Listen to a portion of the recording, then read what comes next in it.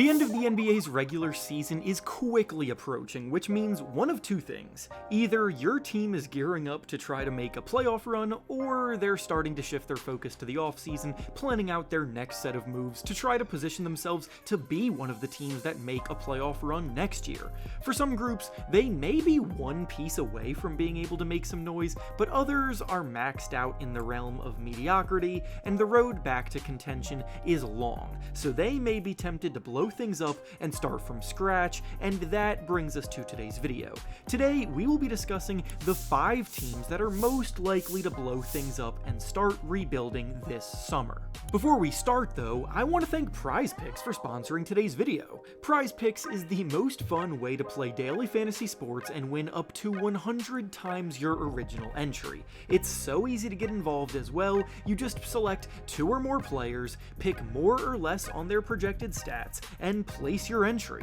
While we're all basketball fans here, they do offer pretty much any sport you can choose from to pick and play, so there are so many different ways to play and the potential combinations are endless. PrizePicks also offers tons of special promos regularly, such as Taco Tuesday and Flex Friday amongst others for big matchups, so you don't want to miss out on the chance to take advantage of those. For this week's entry, I will be choosing Giannis Antetokounmpo to continue his hot streak and score over 29.5 points in his next game. To sign up, go down to the link in the description and use code REFERENCE to take advantage of the offer where all you have to do is play $5 and get $50 added to your account instantly. Once again, thank you to PrizePicks for sponsoring the video. Now let's get back to the topic at hand. The first team we'll be discussing today that seems very likely to blow things up this summer is the Phoenix Suns. The Suns are yet another victim of the mindset that star power is all you need to compete for championships.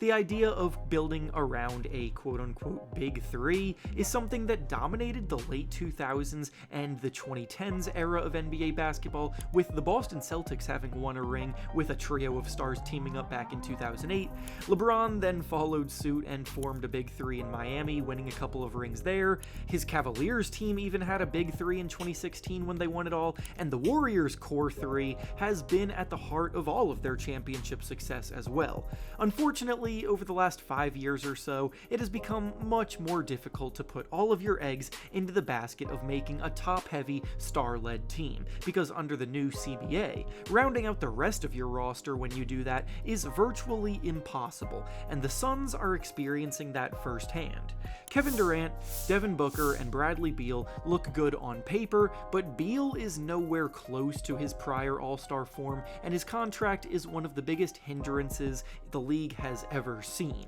clogging up his team's payroll as a Supermax deal, with a no-trade clause also making it impossible to move off of him without Beal's permission. The Suns are currently in 11th place in the West, on track to miss both the playoffs and the play-in tournament, and I'm sorry, but that's just inexcusable for a team that went all in on trying to win a championship. Reports are already coming out about Kevin Durant being on the move this summer, and he was almost traded this year at the trade deadline, so conversations are definitely being had. They'll probably end up trading Bradley Beal at a severe discount as well to whoever wants him, and from there, Devin Booker will have to think long and hard about whether he wants to stick around for a rebuild as well. The next team most likely to blow things up this summer is the New Orleans Pelicans. I feel bad for the Pelicans because they really did put their best foot forward trying to build a winner in a small market, using their assets to find legit and established talent at pretty much every position.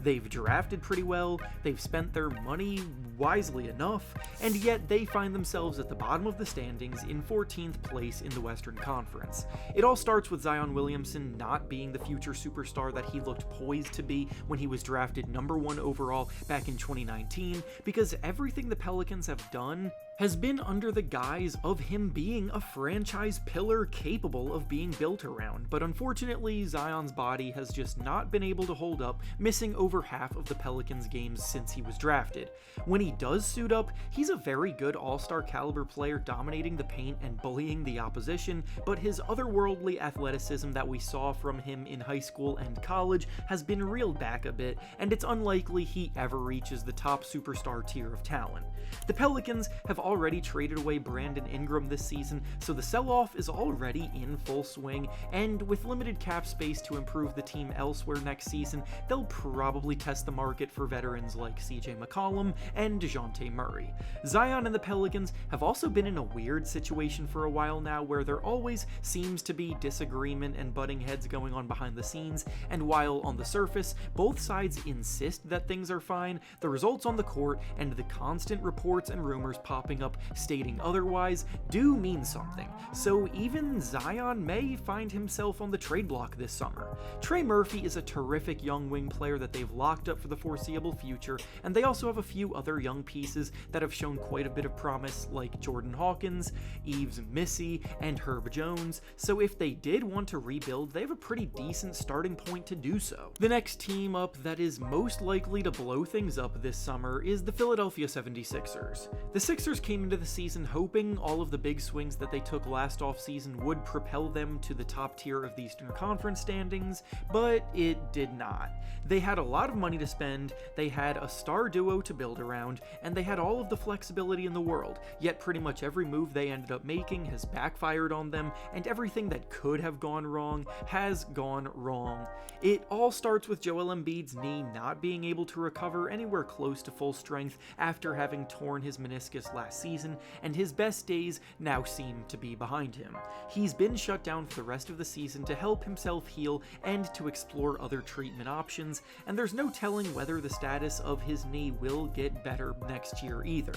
Paul George was the biggest name available in the free agent market last summer, so when the Sixers signed him, it inspired a lot of confidence, but then Paul George also continued to deal with some knee injuries of his own and has had the worst season that he's had in over a decade, also looking completely washed up. Some of the team's best role players like Gershon Yabusele and Quentin Grimes are hitting free agency this summer as well, so if those guys sign elsewhere, things could get dark for the Sixers quickly. The clock is ticking on this group to figure things out, and unfortunately, injury woes may force them to explore other options. They only keep their first round pick in this year's draft if it lands in the top 6 of the draft order too, so if they retain it, adding a top talent in the draft, which is loaded at the top by the way, could help out, but if they don't retain that pick, then some extreme measures will need to be explored. The next team that's very likely to blow things up this summer is the Charlotte Hornets. The Hornets haven't made the playoffs since 2016, so for them to be popping up in a video about a topic like this is really indicative of how much of a sinking ship they are becoming.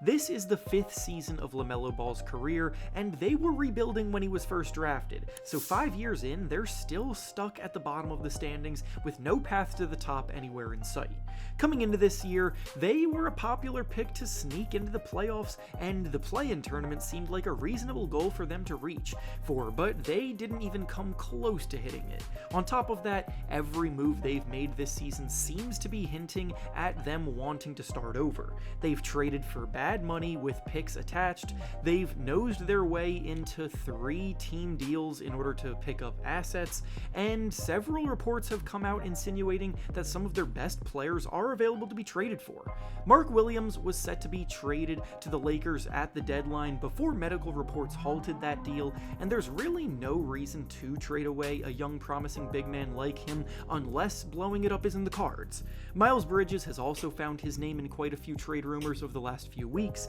and according to a report by Hoops Hype, LaMelo Ball is a name teams are keeping an eye on for the same exact reason, because eventually these players will want to play winning basketball, and together as the primary core of the Hornets, that just isn't happening. And finally, the last team we'll be discussing today, likely to blow things up this summer, is the Sacramento Kings. When De'Aaron Fox requested a trade and was shipped to San Antonio at the trade deadline, that signified the beginning of the end for this Sacramento core. They've tried to make the right moves to put themselves in position to make some noise, such as trading for Domantas Sabonis and DeMar DeRozan, but they just continually found themselves hovering in the land of mediocrity as they sit in the play-in tournament range of the standings. Fox got a head start out the door, and now according to reports from The Athletic, core members of the team such as Domantas Sabonis, DeMar DeRozan, Malik Monk, and even newcomer Zach LaVine are, quote, watching and wondering where all of this is headed.